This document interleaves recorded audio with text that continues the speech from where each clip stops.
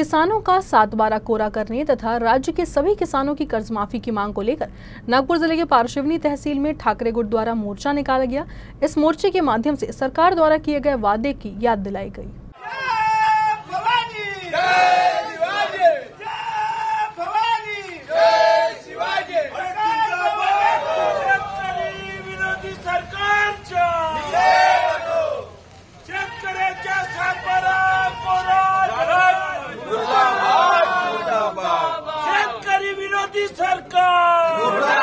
विधानसभा निवडणुकीच्या आधी जेव्हा देवेंद्र फडणवीस उपमुख्यमंत्री होते तेव्हा त्यांनी आणि त्यांच्या सहकाऱ्यांनी जेव्हा त्यांना निवडणुकीसाठी त्यांनी खूप मोठ्या घोषणा केल्या। शेतकऱ्यांविषयी त्यांनी आमचं सरकार आलं की तुमच्या 7/12 कोरा करू, तुमची संपूर्ण कर्जमाफी करू।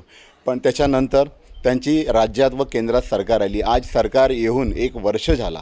1 वर्ष झाल्याच्या नंतरही कुठल्याही प्रकारचं त्यांनी शेतकऱ्याविषयी ना घोषणा केली आणि नाही कुठलं त्यांनी जे कसमे वादे घेतले होते ते कुठलेही पूर्ण नाही केले, ना शेतकऱ्यांचा 7/12 कोरा केला।